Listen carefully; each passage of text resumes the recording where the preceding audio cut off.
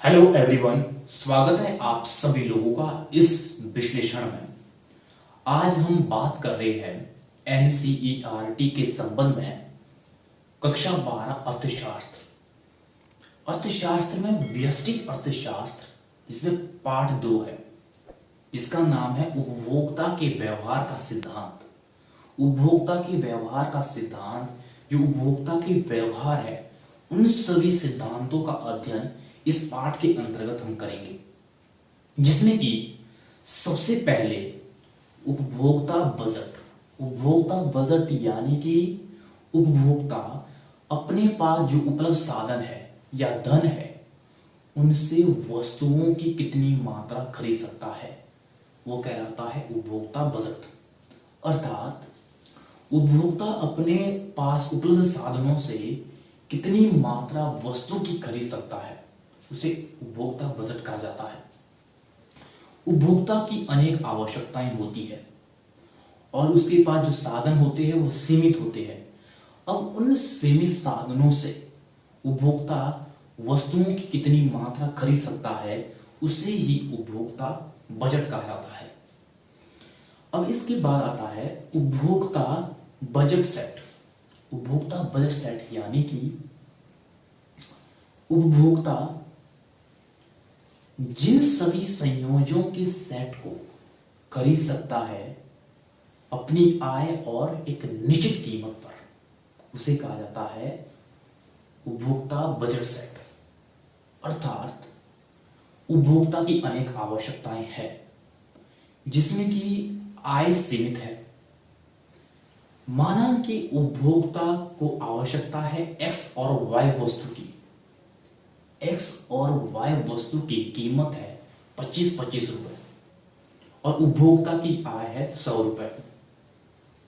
अब इन 100 रुपए में उपभोक्ता एक्स और वाई वस्तु की कितनी कितनी इकाई खरीद सकता है, इन सभी संयोजनों को उपभोक्ता बजट सेट कहा जाता है। वो कौन कौन सी स्थिति हो सकती है? माना कि एक्स और वाई वस्तु है, ये इसकी 25-25 रुपए कीमत है। एक स्थिति ये हो सकती है कि उपभोक्ता एक्स की 0 इकाई खरीदे और वाई की 4 इकाई खरीदे। दूसरी स्थिति ये हो सकती है कि एक्स की 1 इकाई खरीदे और वाई की 3 इकाई खरीदे। और तीसरी स्थिति ये हो सकती है कि एक्स की 2 इकाई और वाई की 2 इकाई खरीदे। और चौथी स्थिति ये हो सकती है कि एक्स की 3 इकाई खरीदे और वाई की 1 इकाई खरीदे। और पांचवी स्थिति ये हो सकती है कि उपभोक्ता एक्स की 4 इकाई खरीदे और वाई की 0 इकाई खरीदे। जो ये सभी बंडलों का एक संयोग है, इन संयोग को ही बजट सेट कहा जाता है। अर्थात उपभोक्ता जिन बंडलों को खरीद सकता है, जिन सभी बंडलों को खरीद सकता है अपनी आय और एक निश्चित कीमत पर, उन सभी संयोगों के सेट को ही उपभोक्ता बजट सेट कहा जाता है। अगर हम इन सभी संयोगों को एक रेखा द्वारा प्रदर्शित करें, अर्थात अगर हम इन सभी संयोगों को, जो ये संयोग है जिन्हें उपभोक्ता खरीद सकता है, यदि हम इन्हें एक रेखा द्वारा प्रदर्शित करें तो उसे बजट रेखा कहा जाता है। बजट रेखा अर्थात 2 वस्तुओं के उन सभी संयोगों को जिन्हें उपभोक्ता अपनी आय और एक तय कीमत पर खरीद सकता है, यदि हम उसे एक रेखा द्वारा प्रदर्शित करें तो उसे बजट रेखा कहा जाता है। जो उपभोक्ता खरीद सकता है एक निश्चित कीमत पर और जो उसके पास आय है, निश्चित आय है, उस पर खरीद सकता है। यदि हम इसे एक रेखा द्वारा प्रदर्शित करें, एक चित्र के माध्यम से प्रदर्शित करें, तो उसे बजट रेखा कहा जाता है। यदि ये आय स्थिर हो, उपभोक्ता की आय यदि स्थिर हो, यदि उपभोक्ता किसी एक इकाई में बढ़ोतरी करना चाहे, यानी कि किसी एक इकाई में वृद्धि करना चाहे, तो ये उसे करना पड़ेगा कि दूसरी इकाई में कमी करना पड़ेगा। अर्थात यदि उपभोक्ता किसी एक इकाई में वृद्धि करे तो दूसरी इकाई में कमी करनी पड़ेगी, क्योंकि आय स्थिर है और सीमित है। इसे ही कहा जाता है प्रतिस्थापन दर। प्रतिस्थापन दर अर्थात एक इकाई में वृद्धि करने पर दूसरी इकाई में कमी करनी पड़ेगी, कटौती करनी पड़ेगी, तो उसे कहा जाता है प्रतिस्थापन दर। अब ये स्थिति होती है कि जो उपभोक्ता बजट रेखा है, ये परिवर्तित किस तरह से होती है, किन कारणों से परिवर्तित होती है। बजट रेखा के परिवर्तन के कौन कौन से कारण हो सकते हैं जिन कारणों से ये बजट रेखा परिवर्तित होती है। हालांकि बजट रेखा परिवर्तन के दो प्रमुख कारण हैं जिन कारणों से ये बजट रेखा परिवर्तित होती है, जिसमें कि सबसे पहले है वस्तुओं की कीमत में परिवर्तन। यदि वस्तु की कीमत में परिवर्तन हो तो ऐसी स्थिति में भी ये बजट रेखा परिवर्तित होगी। यदि वस्तु की कीमत में वृद्धि हो तो उपभोक्ता उन वस्तु का उपभोग कम करेगा, तो ऐसी स्थिति में भी ये बजट रेखा परिवर्तित होगी। यदि इन किसी वस्तु की कीमत में कमी आए तो उपभोक्ता उस वस्तु की उपभोग की मात्रा बढ़ाएगा, यानी कि उपभोग की इकाई को बढ़ा देगा। जिस प्रकार से हमने ये पहले देखा कि X और Y वस्तु की कीमत 25-25 रुपए है, यदि 25 की जगह 30 रुपए वस्तु की कीमत हो जाए, X वस्तु की कीमत, तो ये स्वाभाविक है कि क्योंकि आय तो निश्चित है उपभोक्ता की, और 25 से 30 रुपए यदि X की कीमत हो जाए तो उपभोक्ता X की इकाई में कमी करेगा, जिससे कि उपभोक्ता बजट रेखा भी परिवर्तित होगी। जिससे क्या होगा, क्या क्या स्थिति होगी, उपभोक्ता बजट रेखा ऊपर से नीचे की ओर खिसक जाएगी। यदि X वस्तु की कीमत कम हो जाए, 25 रुपए से 20 रुपए हो जाए, तो क्या होगा, उपभोक्ता X वस्तु की इकाई में वृद्धि करेगा। क्यों करेगा, क्योंकि उससे अधिक इकाई ग्रहण करने से अधिक संतुष्टि प्राप्त होगी। तो इस तरह से बजट रेखा भी परिवर्तित होगी। बजट रेखा नीचे से ऊपर की ओर खिसक जाएगी। दूसरा कारण है उपभोक्ता की आय में परिवर्तन। उपभोक्ता की आय में परिवर्तन से किस प्रकार से बजट रेखा परिवर्तित होता है, इसको भी जान लेते हैं। जब उपभोक्ता की आय में वृद्धि होती है तो उपभोक्ता अधिक इकाई को ग्रहण करेगा, यानी कि अधिक इकाई का उपभोग करेगा, तो जिससे कि उपभोक्ता बजट रेखा भी परिवर्तित होती है। यदि आय में कमी हो तो ऐसी स्थिति में उपभोग कम इकाइयों का उपभोग कर पाएगा, उपभोक्ता कम इकाई का उपभोग कर पाएगा। तो ऐसी स्थिति में भी उपभोक्ता बजट रेखा परिवर्तित होगी।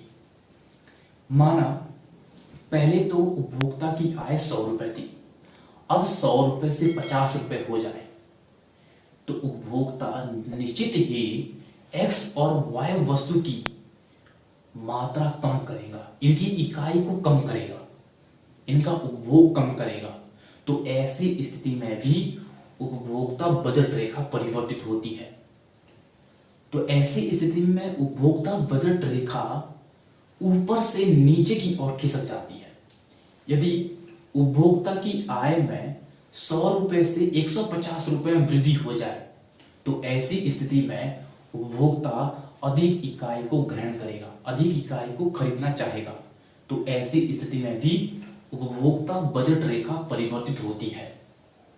तो ऐसी स्थिति में उपभोक्ता बजट रेखा नीचे से ऊपर की ओर खिसक जाती है।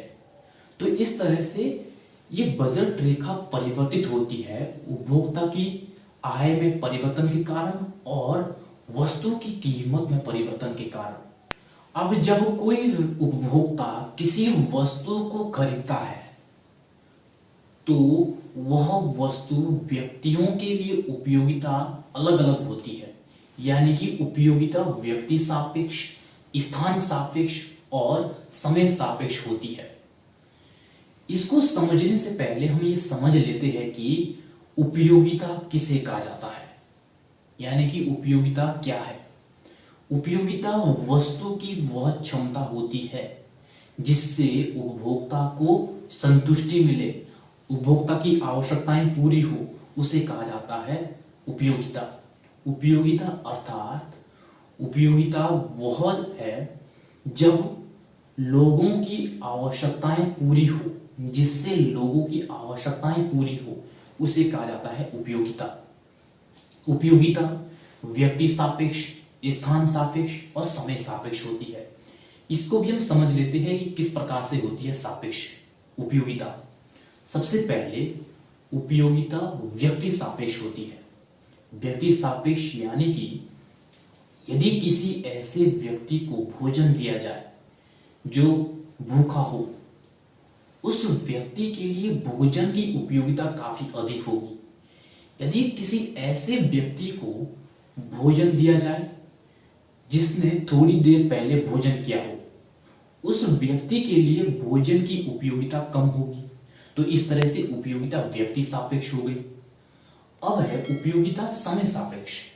समय सापेक्ष में यदि किसी ऐसे व्यक्ति को एक नाव दी जाए जो समुद्री क्षेत्रों में रहता हो, तटीय क्षेत्रों में रहता हो, उस व्यक्ति के लिए इस नाव की उपयोगिता काफी अधिक होगी।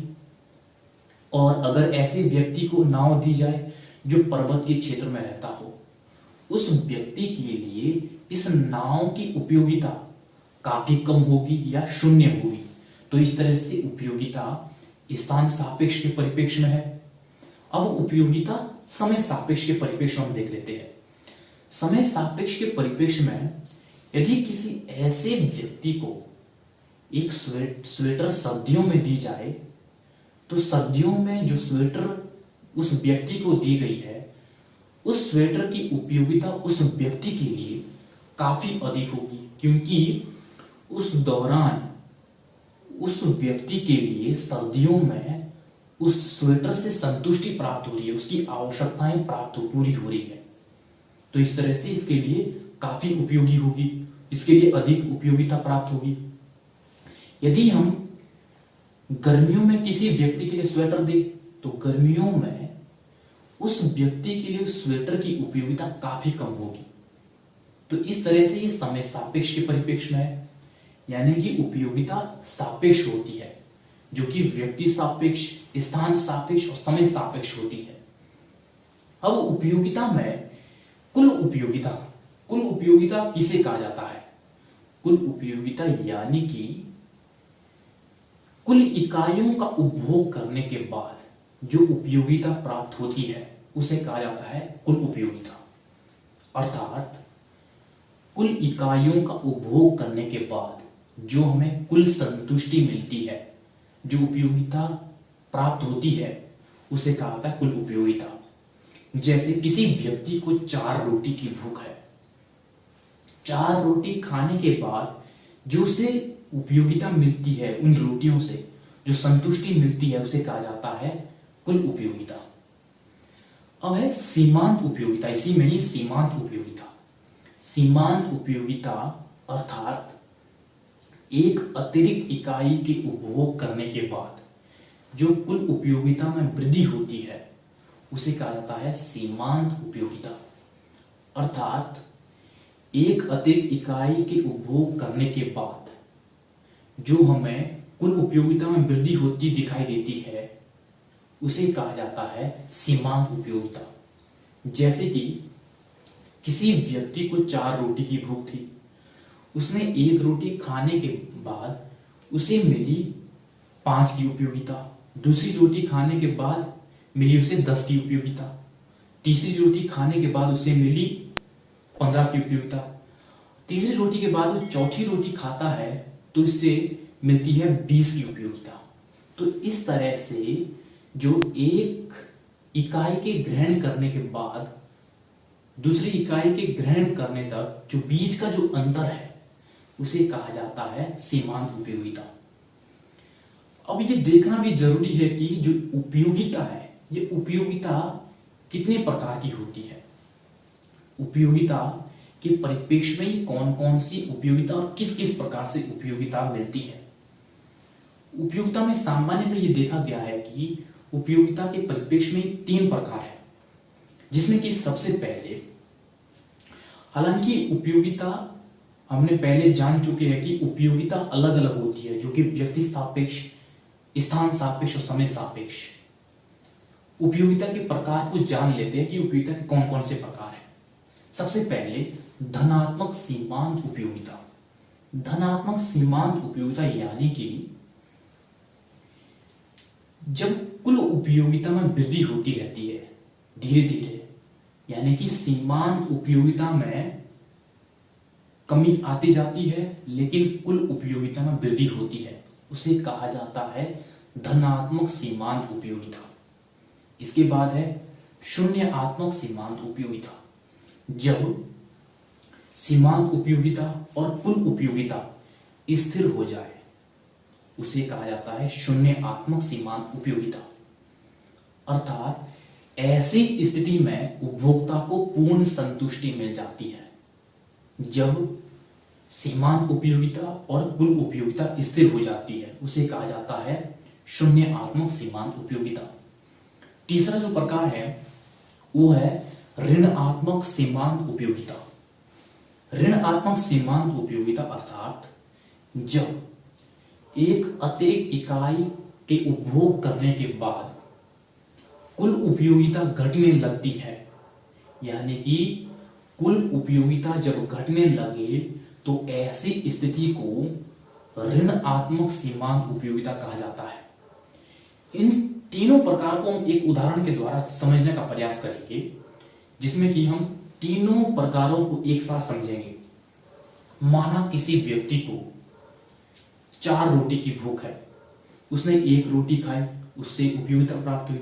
इस तरह से उसने चारों रोटी खाई और कुल उपयोगिता में वृद्धि हो रही है और सीमांत उपयोगिता में भी वृद्धि हो रही है। भले ही घटते क्रम में वृद्धि हो रही हो लेकिन कुल उपयोगिता में वृद्धि हो रही है, वो कहलाती है धनात्मक सीमांत उपयोगिता। यदि उपभोक्ता ने इन 4 रोटी खाने के बाद यदि 5वीं रोटी खा ले, हालांकि उसका पेट अब फुल हो चुका है, लेकिन 5वीं रोटी अगर खाता है तो 5वीं रोटी खाने से उसके लिए 5वीं रोटी की कोई उपयोगिता नहीं है, तो इसलिए कुल उपयोगिता में कोई वृद्धि नहीं होगी और सीमांत उपयोगिता भी शून्य होगी, यानी कि सीमांत उपयोगिता में कोई वृद्धि नहीं होगी। तो इस तरह से ये शून्यात्मक सीमांत उपयोगिता कहलाती है। जब व्यक्ति का भूख पूरी हो जाए, यानी कि पेट फुल हो जाए, तो ऐसी स्थिति में अगर वो अतिरिक्त इकाई का उपभोग करता है तो उसके लिए वह इकाई कोई उपयोगी नहीं है, कोई मायने नहीं रखती है। तो इस तरह से शून्यात्मक सीमांत उपयोगिता है। और अगर हम ऋणात्मक उपयोगिता के परिप्रेक्ष्य में देखें, ऋणात्मक सीमांत उपयोगिता के परिप्रेक्ष्य में जब व्यक्ति को 4 रोटी की भूख थी और 1 अतिरिक्त रोटी उसने और ग्रहण कर ली, अगर वो 5वीं के बाद एक 6ठी इकाई का उपभोग करे, 6ठी रोटी खाए, तो उससे क्या होगा, उपभोक्ता उस व्यक्ति के पेट खराब होने लगेगा, यानी कि उस व्यक्ति का पेट खराब होने लगेगा, जिससे क्या होगा, उसकी एनर्जी कम होगी। तो इस परिप्रेक्ष्य में ऋणात्मक सीमांत उपयोगिता यानी कि अतिरिक्त इकाई का उपभोग करने से कुल उपयोगिता घटने लगती है, वो कहलाती है ऋणात्मक सीमांत उपयोगिता। तो इस तरह से 3 प्रकार है उपयोगिता के। अब है सीमांत उपयोगिता ह्रासमान या घटती हुई सीमांत उपयोगिता। ये ठीक उसी प्रकार है जैसे कि धनात्मक सीमांत उपयोगिता।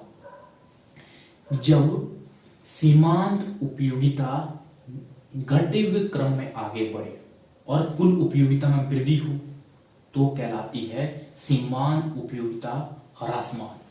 यानी कि कुल उपयोगिता में तो वृद्धि होती है, लेकिन सीमांत उपयोगिता धीरे धीरे घटने लगती है।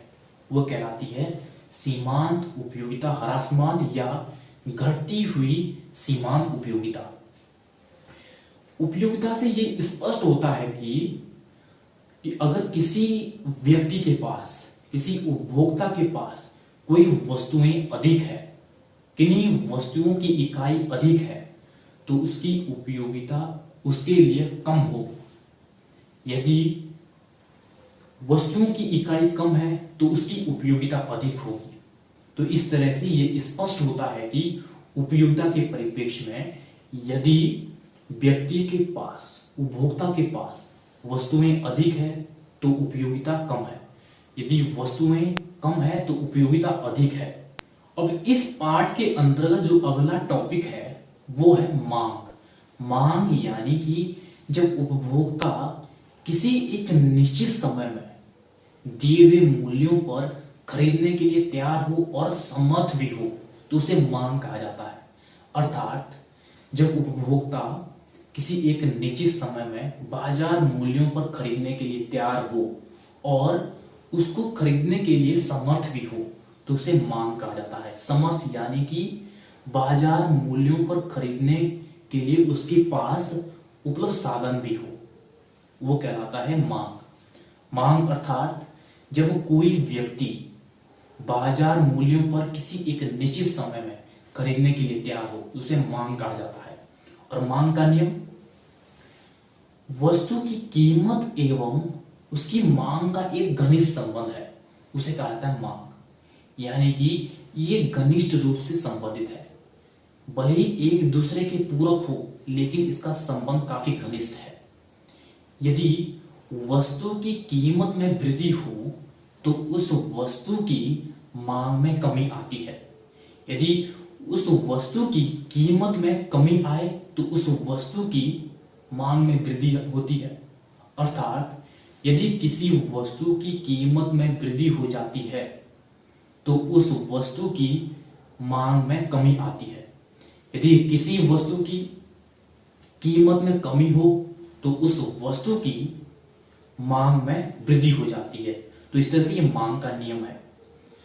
यदि उपभोक्ता विभिन्न वस्तुओं को खरीदता है, यानी कि उपभोक्ता की अनेक आवश्यकताएं भी होती है, उन सभी आवश्यकताओं को जब वो पूरा करता है और बाजार मूल्यों पर खरीदता है, उन सब को खरीदी गई वस्तुओं को अगर हम इन सभी आंकड़ों को हम एक रेखा द्वारा प्रदर्शित करते हैं, अर्थात उपभोक्ता की जो आवश्यकताएं होती है उपभोक्ता की, उन आवश्यकताओं को जब वो पूरा करता है बाजार मूल्यों पर, बाजार मूल्य पर उनको खरीदता है, यदि हम उन आंकड़ों को किन किन मूल्यों पर खरीदी गई है इन आंकड़ों को एक रेखा चित्र के द्वारा प्रदर्शित करें तो इसे मांग वक्र कहा जाता है। मांग वक्र अर्थात मांग वक्र उसे कहा जाता है।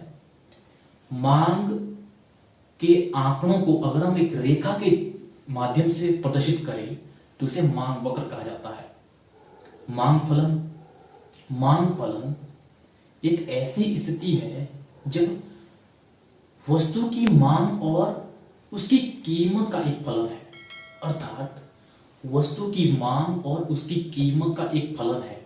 अर्थात जब कीमत में वृद्धि होती है तो उस वस्तु की मांग में कमी होती है, यदि किसी वस्तु की कीमत में कमी होती है तो उस वस्तु की मांग में वृद्धि होती है। यह मांग का फलन। अब हम ये जान लेते हैं कि मांग को प्रभावित करने वाले कौन कौन से कारण हैं, किन कारणों से मांग प्रभावित होती है। हालांकि मांग को प्रभावित करने वाले अनेक कारण होते हैं, जिनमें से प्रमुख कारण 3 कारण हैं, जिसमें सबसे पहले कीमत प्रभाव। कीमत प्रभाव अर्थात जब किसी वस्तु की कीमत में वृद्धि होती है तो उस वस्तु की मांग में कमी होती है, और जब किसी वस्तु की कीमत में कमी हो तो उस वस्तु की मांग में वृद्धि होती है। तो इस तरह से कीमत प्रभाव मांग को प्रभावित करता है। दूसरा जो कारण है वो है आय प्रभाव। आय प्रभाव यानी कि जब उपभोक्ता की आय में वृद्धि होती है तो उपभोक्ता वस्तुओं की मांग भी अधिक करता है।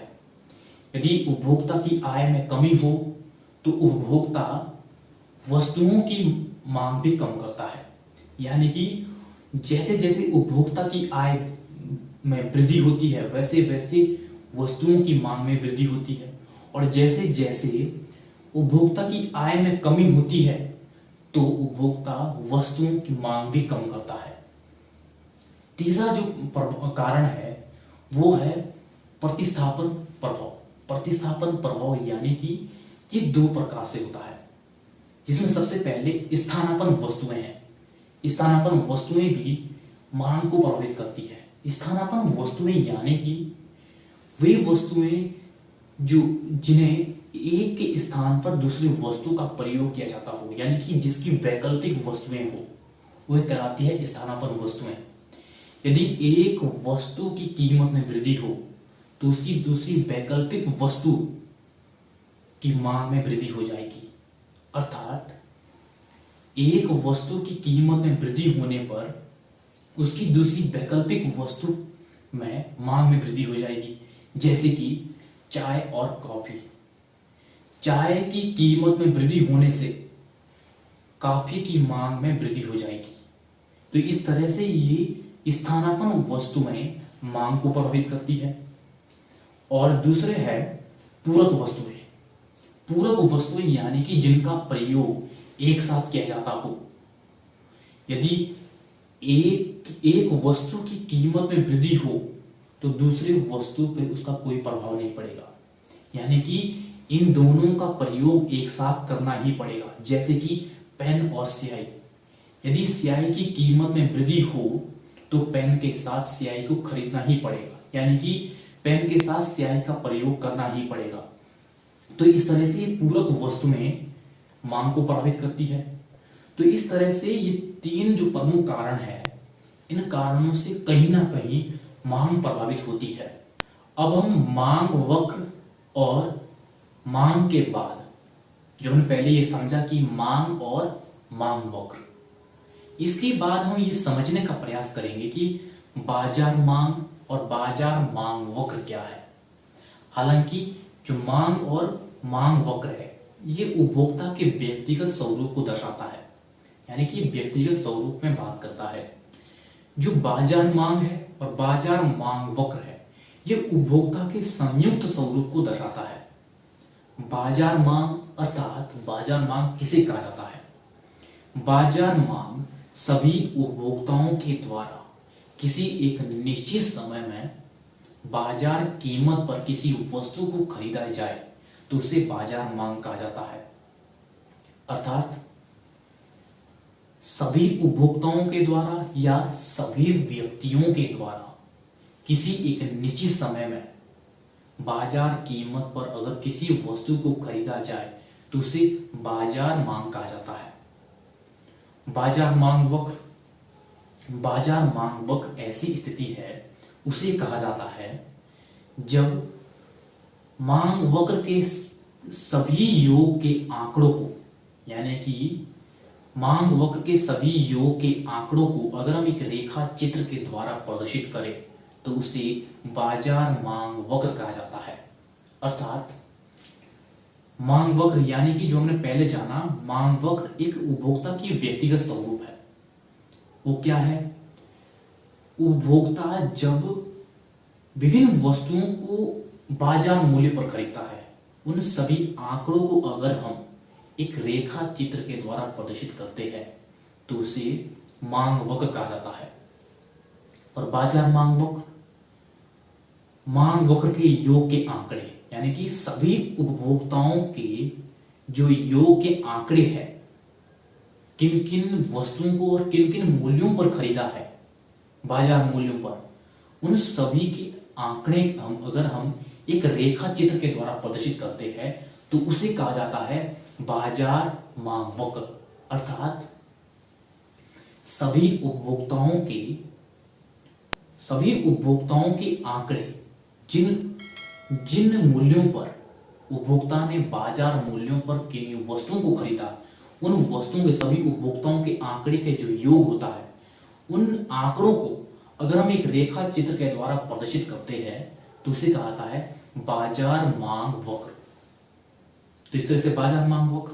अब हम ये समझने का प्रयास करेंगे कि मांग की कीमत लोच क्या है। मांग की कीमत लोच, लोच यानी कि परिवर्तन। किसमें परिवर्तन? कीमत में जितना परिवर्तन हुआ उससे मांग में कितना परिवर्तन हुआ, ये समझने का प्रयास करेंगे। ये किस किस प्रकार से परिवर्तन होता है, कितने प्रकार से परिवर्तन होता है, या हम ये कह सकते हैं कि मांग में कीमत की लोच कितने प्रकार की होती है। हालांकि 5 प्रकार की होती है, जिसमें कि सबसे पहले पूर्णतः लोचदार मांग। पूर्णतः लोचदार मांग यानी कि जब कीमत में कोई परिवर्तन नहीं होता है लेकिन मांग में बहुत ज्यादा परिवर्तन हो जाता है, तो उसे कहा जाता है पूर्णतः लोचदार मांग। अर्थात जब की वस्तु की कीमत में कोई परिवर्तन ना हो उसके बावजूद भी उस वस्तु की मांग में बहुत ज्यादा परिवर्तन हो तो उसे पूर्णतः लोचदार मांग कहा जाता है। हालांकि ये स्थिति एक काल्पनिक स्थिति है, ऐसा नहीं होता है, क्योंकि मांग में परिवर्तन के लिए जरूरी है कि उस वस्तु की कीमत में भी थोड़ा बहुत परिवर्तन हो, इसीलिए काल्पनिक स्थिति है। दूसरा प्रकार है अत्यधिक लोचदार मांग। अत्यधिक लोचदार मांग यानी कि जब वस्तु की कीमत में परिवर्तन की तुलना में मांग में बहुत ज्यादा परिवर्तन हो।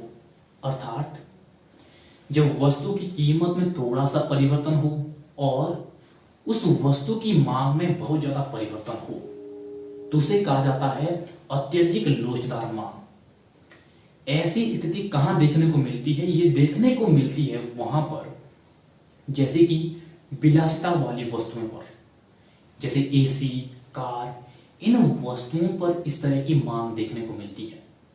अक्सर ये देखा जाता है कि कार कंपनी अगर थोड़ा सा कीमत में परिवर्तन करे तो उन कारों में यानी कि उन वस्तुओं में अत्यधिक मांग में परिवर्तन हो जाता है। अगर थोड़ा सा कीमत में कमी कर दे तो उसकी मांग में अत्यधिक वृद्धि हो जाती है। तो इस तरह से इन विलासिता वाली वस्तुओं पर यह देखने को मिलता है अत्यधिक लोचदार मांग। तीसरा जो प्रकार है वो है लोचदार मांग। लोचदार मांग यानी कि लोचदार मांग ऐसी स्थिति है जब वस्तु की कीमत में परिवर्तन और उस वस्तु की मांग में परिवर्तन लगभग बराबर हो, तो ऐसी स्थिति को लोचदार मांग कहा जाता है। ये कहां पर देखने को मिलता है? ये देखने को मिलता है आरामदायक वस्तुओं पर, जिसमें कि कूलर, पंखा, इन वस्तुओं पर यह मांग देखने को मिलती है, जिसमें यह होता है कि जो वस्तु की कीमत में परिवर्तन हुआ, जितना परिवर्तन हुआ उतना ही परिवर्तन उस वस्तु की मांग में भी होता है। तो इस तरह से ये बेरोजगार मांग है। अब जो चौथा प्रकार है वो है बेलोचदार मांग। बेलोचदार मांग यानी कि बेलोचदार मांग जब किसी वस्तु की कीमत में बहुत ज्यादा परिवर्तन हो लेकिन उस वस्तु की मांग में बहुत ज्यादा परिवर्तन नहीं होता है, यानी कि थोड़ा सा परिवर्तन होता है। कीमत में बहुत ज्यादा परिवर्तन हो लेकिन मांग में थोड़ा सा परिवर्तन होता है, नाम मात्र के परिवर्तन होता है मांग में, तो ऐसी स्थिति को बेलोचदार मांग कहा जाता है। ऐसी स्थिति कहां देखने को मिलती है? ये स्थिति वहां पर देखने को मिलती है जहां पर खाद्य वस्तुएं होती है। खाद्य वस्तुओं पर इस तरह की स्थिति देखने को मिलती है, जैसे कि नमक, दाल, चावल, आटा, इन वस्तुओं पर ये देखने को मिलता है, क्योंकि ये जरूरी वस्तुएं होती है। इनके बिना जीवन निर्वाह करना संभव नहीं है। इसीलिए अगर कीमत में ज्यादा परिवर्तन भी हो लेकिन मांग में बहुत ज्यादा परिवर्तन नहीं होता है, तो इस तरह से देखने को मिलता है इन जरूरी वस्तुओं पर, वो कहलाती है बेलोचदार मांग। तब पांचवा प्रकार है पूर्णतः बेलोचदार मांग। पूर्णतः बेलोचदार मांग अर्थात जब वस्तु की कीमत में व्यापक परिवर्तन हो, बहुत व्यापक स्तर में परिवर्तन हो, लेकिन उन वस्तुओं की मांग में कोई परिवर्तन ना हो, तो ऐसी स्थिति को पूर्णतः बेलोचदार मांग कहा जाता है। लेकिन ये स्थिति भी काल्पनिक स्थिति है, क्योंकि ऐसा नहीं होता है। व्यापक स्तर पर कीमत में परिवर्तन हुआ है लेकिन मांग में कोई परिवर्तन नहीं हुआ, ये काल्पनिक स्थिति है, ऐसा नहीं होता है। तो इस तरह से मांग की कीमत लोच के ये 5 प्रकार है, जिनको हमने एक एक करके समझा है। तो आज के चैप्टर में हमने सभी बिंदुओं को सिलसिलेवार एक एक करके बहुत गहराई से समझने का प्रयास किया, और जिसमें कि इन सब टॉपिक को हमने कवर किया है। और मैं उम्मीद करता हूं कि आप सभी लोगों को मेरा वीडियो पसंद आया होगा। अगर आपने मेरे चैनल को अभी तक सब्सक्राइब नहीं किया है तो प्लीज सब्सक्राइब कर दीजिए।